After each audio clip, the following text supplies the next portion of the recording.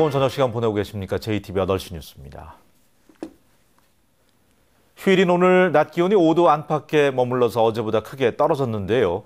쌀쌀한 날씨 속에서도 곳곳에는 휴일을 즐기려는 나들이객들의 발길이 이어졌습니다. 정원익 기자입니다. 여럿이 서로의 썰매를 붙잡은 채 눈밭을 쏜살같이 내려옵니다. 빙글빙글 돌기도 하고 눈보라를 일으키며 겨울바람을 만끽합니다.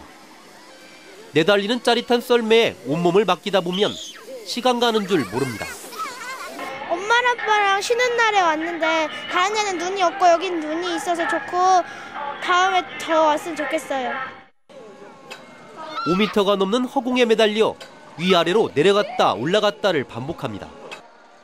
즐거운 비명을 내지르며 얼굴에는 웃음꽃이 가득합니다. 높이 있는 데서 무섭기도 했지만 정말 재밌었어요. 엄마랑 삼촌이랑 와서 이렇게 타니까 자주 더 오고 싶어요. 축구장에는 열기와 함성이 가득합니다. 신나게 공을 차며 일주일 내내 쌓인 피로와 스트레스를 날려보냅니다. 쌀쌀한 날씨지만 운동하기에는 더할 나위 없습니다. 가족들이랑 나오고 또 아는 형님들이랑 같이 운동하고 하니까 기분 되게 좋고 날씨 되게 좋아가지고 요즘에 운동하기 되게 좋은 날씨인 것 같아요. 어제보다 기온이 뚝 떨어진 휴일. 하지만 새로운 한 주를 시작하기에 앞서 신나는 휴일을 즐기기에 하루에는 너무도 짧았습니다. JTV 뉴스 정원익입니다. 오늘 한중 FTA가 발효되면서 전북에서는 산업별로 희비가 엇갈릴 것으로 보입니다. 한중 FTA의 발효로 중국의 관세가 사라져서 자동차 부품과 기계, 정밀화학 원료 등의 수출이 늘 것으로 예상되지만 중국의 관세가 유지되고 한국 관세는 없어지는 탄소 산업과 가격 경쟁력이 낮은 섬유 산업은 타격을 받을 것으로 보입니다. 또 농업 분야에서는 낮은 가격을 무기로 한 중국산의 공세가 더욱 거세져서 농수축산 전 분야에서 피해가 늘 것으로 예상됩니다. 내년부터 교사 배정 방식이 학생 수만을 고려하는 방식으로 바뀝니다. 학생이 적고 농어촌 학교가 많은 전북은 교사 배정에서 차별이 예상돼서 공교육 황폐화가 우려됩니다. 조창현 기자가 보도합니다. 6개 학급에 115명의 학생이 재학 중인 김제의 한 시골 중학교입니다. 이 학교 소속 교사는 모두 12명으로 정원보다 1명이 적습니다. 도덕과 사회 등 교사가 부족한 과목은 다른 학교에서 순회 교사가 파견돼 가르칩니다. 제대로 된 학생 관리나 인성 교육이 이루어지기 어렵습니다. 순회로 이렇게 오시다 보니까 그 교과에 대한 어떤 전문적 지도가 좀 떨어지고 또 선생님이 이제 그 학교 소속이 아니라는 것 때문에 학생들이 그 선생님의 이제 말을 잘 따르지 않으려고 하는 그런 생활지도상의 문제도 많이 나타나고 있습니다.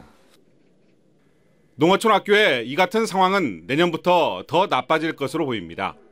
교육부가 내년부터 지역별 보정지수를 적용하지 않고 학생 수만을 따져 교사를 배정하기로 했기 때문입니다. 지금까지 전북은 농어촌 학교가 많은 특수 상황을 고려해 수도권보다 많은 교사를 배정받아 왔습니다. 하지만 교사 배정 방식이 바뀌면 수도권과 일부 대도시를 제외하고 교사 수가 줄어들 수밖에 없습니다. 전북의 학교들은 대부분의 교과에서 순회교사 도입이 불가피해져 공교육의 질적 하락으로 이어질 수밖에 없습니다. 돈에 투자한 비해서 더 많은 효과를 보기 위해서 그렇게 나오고 있는데 결국은 서비스업은 아니거든요. 그래서 그 부분에서 교육은 백년지 대계를 바라보면서 예산을 투여할 생각을 하지 않고 그렇게 바라보는 것 같습니다. 정부는 교사 배정 방식 변경을 통해 자연스레 농어촌 학교의 통폐합을 유도할 계획이어서 교육 현장의 혼란과 교육 여건의 황폐화는 더욱 빨라질 것으로 보입니다. JTB 뉴스 조창현입니다. 새정치연합중앙당이 내일 전북도당을 사고당부로 분류하고 후임 도당위원장을 선임할 것으로 보입니다. 새정치연합은 유성엽 의원의 탈당으로 도당위원장직이 공석이 된 전북도당을 사고당부로 분류한 뒤에 곧바로 후임 도당위원장을 뽑을 것이라고 밝혔습니다. 새정치연합은 내년 총선을 앞두고 현역 의원들이 지역위원장직을 사퇴한 데다 도당위원장까지 공석이어서 총선을 준비하려면 도당위원장을 선임하는 조심하는 게 시급하다고 설명했습니다. 자치단체마다 농산물 판매를 위해서 온라인 쇼핑몰을 운영하고 있는데요. 매출액이 워낙 적어서 구멍가게 수준에서 벗어나지 못하고 있습니다. 정윤성 기자가 취재했습니다. 익산시의 농산물을 판매하는 온라인 쇼핑몰입니다. 지난해 1년 동안의 매출액은 4천만 원밖에 되지 않습니다. 2011년부터 운영을 시작한 임실군의 온라인 쇼핑몰도 사정은 비슷합니다. 지난해 연매출은 1천만 원. 올해 들어 쇼핑몰을 시작한 장수군까지 대부분의 지자체들이 부진을 면치 못하고 있습니다. 매출이 지난달 걸 보면은 한 100만 원 정도 되네요. 온라인 쇼핑몰의 판매가 부진한 것은 참여하는 농가가 적어 다양한 농산물을 갖추지 못했기 때문입니다. 장수군 쇼핑몰의 참여 농가는 63농가, 임실군은 10개 업체, 익산시는 50개 업체 수준입니다. 이런 상황에서 기획 판매나 할인 행사 등은 기대하기 어렵고 소비자를 끌어들일 수 있는 마땅한 미끼 상품도 발굴할 수가 없습니다.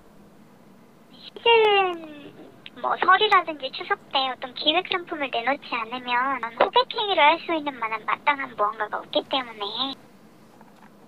부안군의 농산물 쇼핑몰은 지난 4월부터 수탁기관의 내부 사정으로 중단되는 등 운영에 어려움을 겪고 있습니다. 따라서 지자체 간의 쇼핑몰을 통합 운영하거나 지역 내 가공식품 업체들을 끌어들이는 등의 유인책도 필요해 보입니다. JTB 뉴스 정윤상입니다. 올해 전북 건설업체들의 공사 수주 금액이 지난해보다 늘었지만 전북업체의 수주 비율은 20%포인트 넘게 줄었습니다. 대한건설협회 전북도회는 올 들어 지난달까지 전북업체들의 공사 수주 금액은 9,031억 원으로 지난해보다 1,454억 원이 증가했다고 밝혔습니다. 하지만 전북업체들의 수주 비율은 58.9%로 지난해보다 23%포인트가 감소해서 외지업체의 시장 잠식이 컸던 것으로 드러났습니다. 전주시가 지방세의 인터넷 납부 마감 시간을 연장합니다. 전주시는 내일부터 자동차세와 상하수도 요금 등 지방세와 지방세 외 수입을 인터넷으로 낼 경우에 마감 시간을 오후 10시에서 11시 30분으로 늦춘다고 밝혔습니다. 대상은 인터넷 지로와 위택스, 스마트 위택스와 가상계좌 납부 등입니다. 군산시가 정보통신 기술을 이용해서 복지 사각지대에 놓여있는 주민을 찾는 관리 시스템을 운영합니다. 복지 사각지대 발굴 관리 시스템은 단전이나 단수, 건강보험료 체납 등의 정보를 수집해서 분석한 뒤에 복지 사각지대에 놓여있는 고위험 가구를 선별하게 됩니다. 군산시는 선별된 고위험 가구를 방문해서 맞춤형 복지 서비스를 지원할 방침입니다. 오늘 낮 12시 20분쯤 김제시 용지면 59살 마모 씨의 집에서 불이 나 소방서 추산 1,300만 원의 재산 피해를 낸 뒤에 1시간 만에 꺼졌습니다. 경찰은 방에 켜둔 향초에서 불이 시작된 것으로 보고 정확한 원인을 조사하고 있습니다. 오늘 오전 0시 반쯤에는 전주시 덕진구 한 시장 안에 있는 94살 김모 씨의 집에서 불이 나 1,000만 원의 재산 피해가 났습니다.